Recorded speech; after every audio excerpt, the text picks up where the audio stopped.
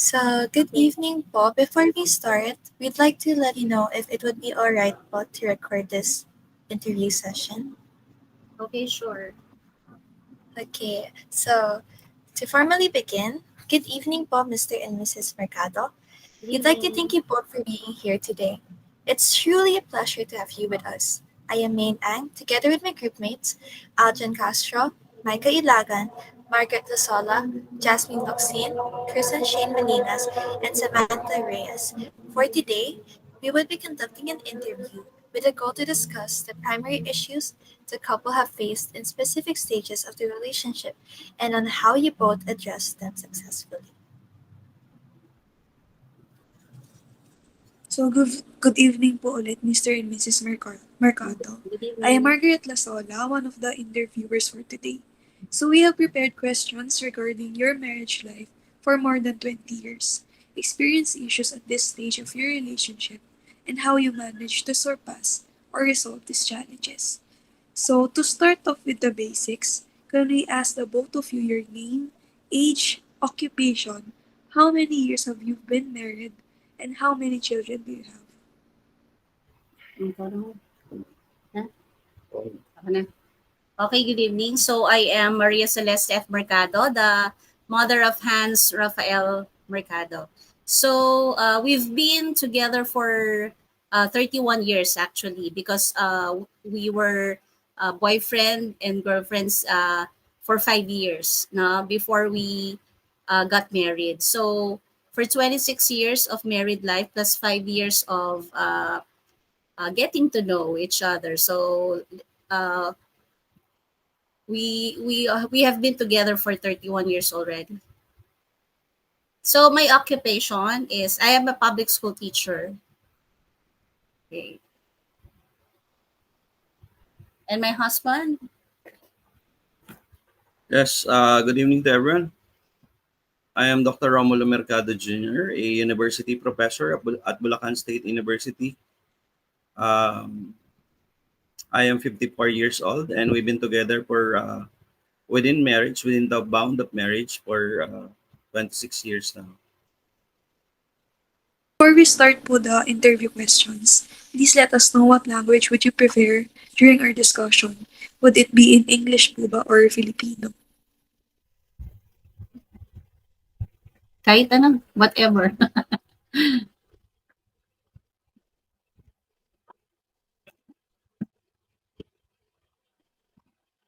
We are comfortable in both languages, like Filipino or English will do, or even Taglish. Okay, Yes. I'll start the talk.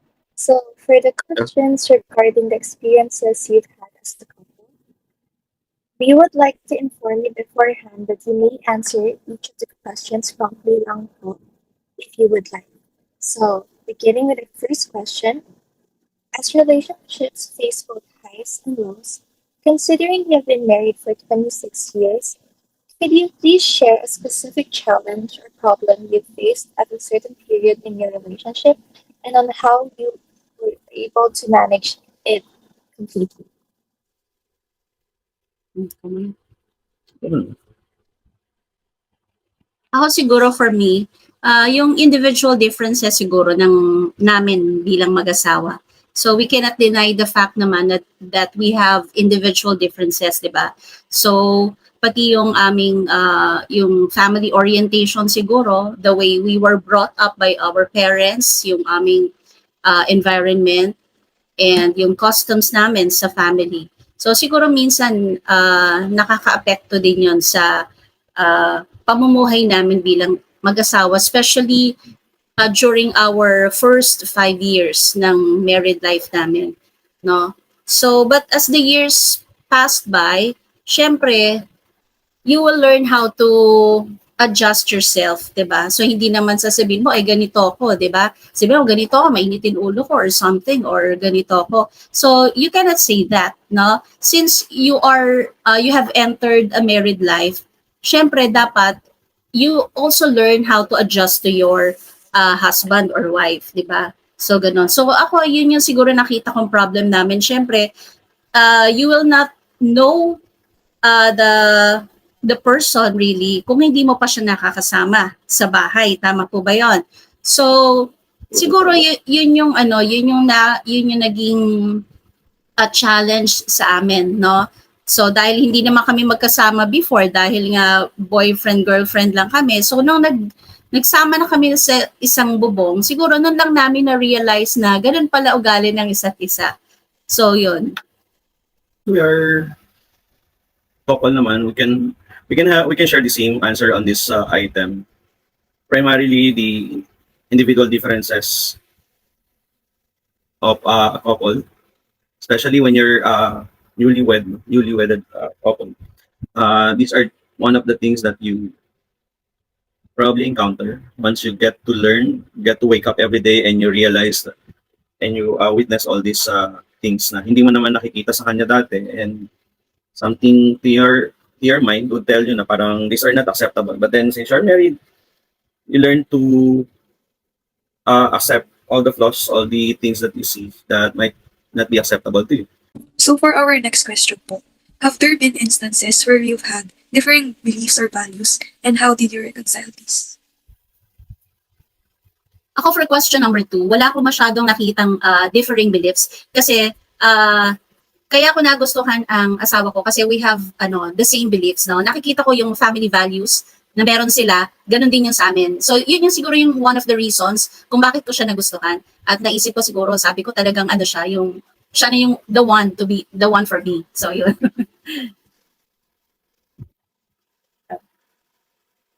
So we really need to answer both. Or kasi parang if I would answer differently, parang mag-away pa kami dito. Ano ba yung sasagot mo? Kasi it's only natural, it's only real, no? For a couple to have differences, especially with their beliefs or values. So ano naman yun? Because you were raised differently from different families. And then, yung mga practices ninyo magkaiba rin, like, from different towns. Pero ito, I believe sa relationship, very, I don't consider this as a problem. Something that you should learn to live with, no? As you both grow old in this relationship.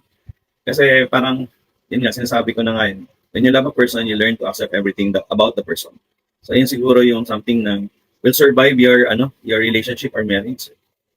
Kasi kung hanapin mo lahat ng pangit at saka yung pagkakaiba nyo, then definitely you cannot click, or you would not blend, or you will not be compatible. Diba kaya na in love nga sinasabi, we're compatible. There are a lot more things that we are alike.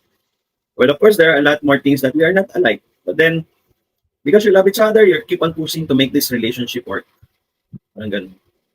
So, next question. In what ways have you both maintained and nurtured your emotional intimacy and connection over at least 20 years of your marriage? This is a very important matter when it comes to marriage, no? Emotional intimacy and connection. Ano bang subject ba to, by the way? Ano subject tong project nyo na to? Theology po. Okay. Theology. Yes. This is one important, kumbaga ingredient in the recipe of marriage. So if you lose this intimacy and connection with each other, then there's no reason at all of being together. So the essence of marriage, I believe, is within the parameter of these two ingredients that you mentioned here about emotional intimacy and connection. If you love each other, you would see that every day. When someone is neglecting that or forgetting that, or even not mindful about her wife, no? It is the responsibility of one to really keep it burning, that intimacy that you have emotionally, so that you can more or less maintain the connection that you have every year in your marriage. Para kasing every year is another year for you to really work hard and nurture the relationship, because you want to make it last. Many are saying that it should be forever. Once you get married, it is a lifetime commitment. And for that to work, you really need to devote and you make a commitment on that marriage. So emotional intimacy is really normal in a married life. Like, bakit ba kayo going back or recalling how you first started your relationship, how you got attracted with each other? It is how you nurture your marriage. finding the reasons why you're together and why do you have to wake up every day beside your wife, looking at her every day, and then just cooking for you a breakfast, your lunch, your dinner, and all, and you're eating together in this family table. So there are a lot of things that you can really express your intimacy, emotional intimacy with your wife or with each other, like going out together, or parang it's a kind of refreshing your relationship, right? Uh, doing the old ways, no, in your relationship, visiting. Our next question po. Can you share instances where your individual growth has both challenged and strengthened your relationship? Okay. Where your individual or we know that we are both educators kami, no? So yung growth namin professionally, nakatulong yun sa amin, no? For example, yung husband ko, no? So sabi niya, mag-aral ka, mag-ano ka para habang tumataas ako, tumataas ka din, no? So hindi kami nag-iiwanan, no? So parang ina-uplift niya lagi yung spirit ko, mag-aral ka para mas mag-grow ka pa, no? Para yung sense ng yung fulfillment mo, yung sense of fulfillment nararamdaman mo kasi lagi kanyang pinupush. So siguro yun yung namin, isang challenge sa amin na nagpalakas ng aming relationship. Kumbaga hindi kami ang tawag dito, nag-iiwanan. So ganun. So yun. Truly, these moments of both your personal and professional growth, which both of you shared, are very inspiring. Furthermore, we're going to move on to our next question. Could you both please share moments where spiritual connection deepened your bond or guided your decisions as a couple?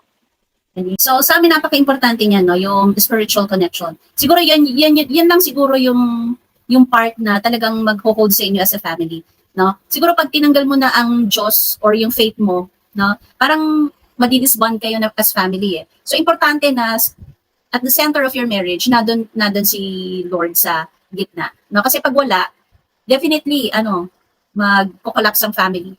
So siguro yung sa amin kami, we every week, no, pina-practice namin talaga yung religious namin, yung beliefs namin, no. So every week lagi kaming nagsisimba, no. During the pandemic, every day nag-rosary kami as a family. So yung mga bagay na yun yung talagang nagpapalakas ng relasyon ng family.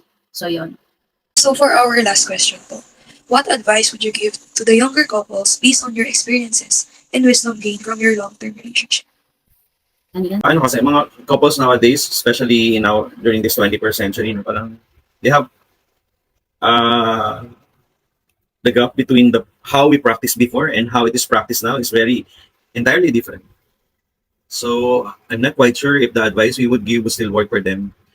Kasi probably you have heard about modern family, no? Or blended family. So it's easy for them to accept things which are not acceptable before. But then in marriage, kasi parang nakikita kasi sa mga new generations couple ngayon na parang they can easily accept and rationalize things na just to be practical because you love her despite of everything. Then you go on with that relationship. Okay? So I'm not against that, pero siguro in marriage lang, to make it lasting. Love naman kasi has been there ever since. When you met each other, agreed to pursue a relationship together, love has been there. The only thing that could hold a marriage strong and make it forever probably is your commitment to keep that love. Your commitment to keep that love together, no, mutually loving each other every day. And you commit to do that every day. Your patience, your endurance, and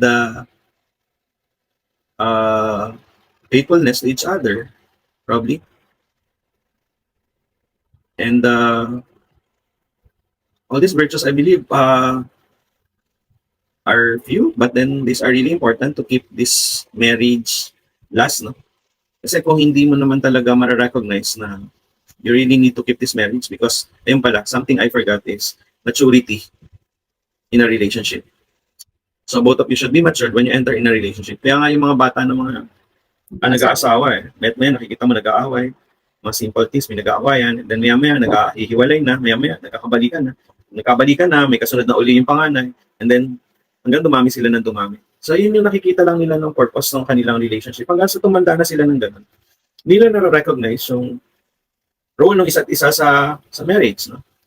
Ano yung formula na dapat, the formula that you use to keep that marriage work.